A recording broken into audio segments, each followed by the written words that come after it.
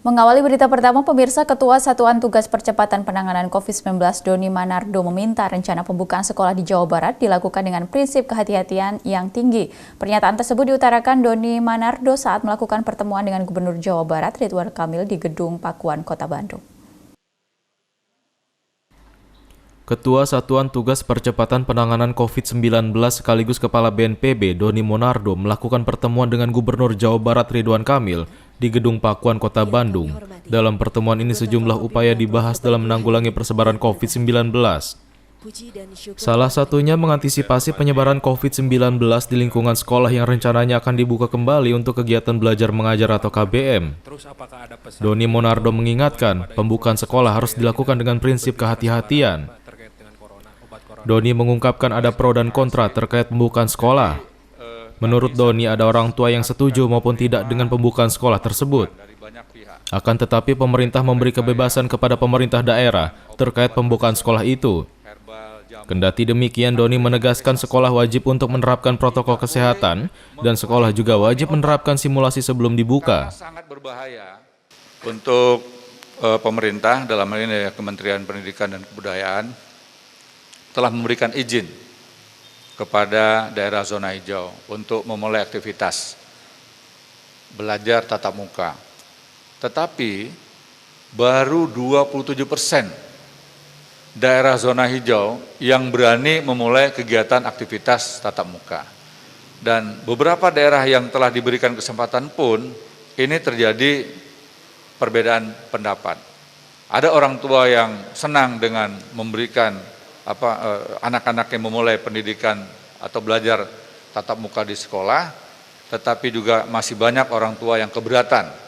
Tetapi pemerintah memberikan kebebasan kepada para pimpinan di daerah, para pejabat di daerah, termasuk Kepala Dinas Pendidikan dan Kebudayaan, untuk memutuskan, untuk memilih apakah memulai kegiatan, tentunya melalui tahapan-tahapan, mulai dari prakondisi, ada simulasi, dan secara bertahap sampai akhirnya mungkin berada pada posisi yang relatif mendekati normal. Tetapi sejauh ini baru 27% di zona hijau.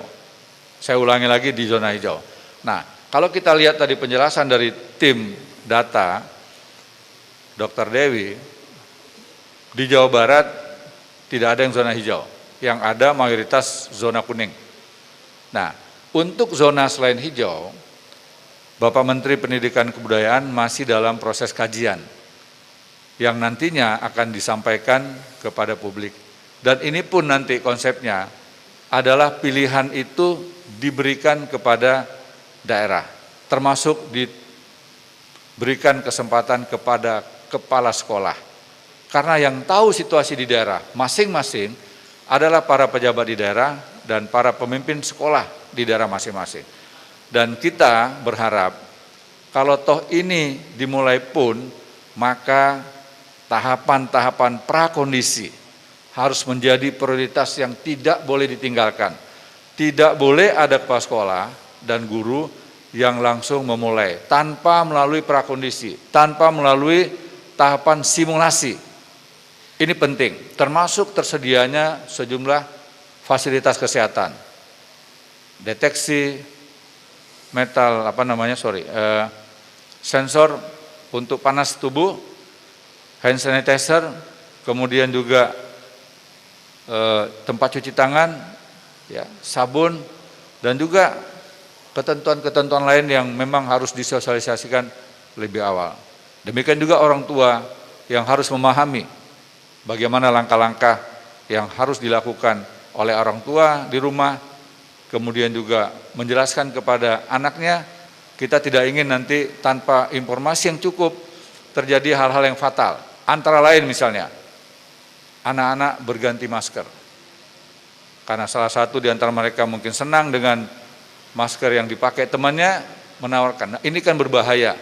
Dan ini seluruhnya harus melalui sebuah proses prakondisi, sebagaimana yang selalu disampaikan Bapak Presiden, dan juga mengikuti kegiatan-kegiatan simulasi. Demikian.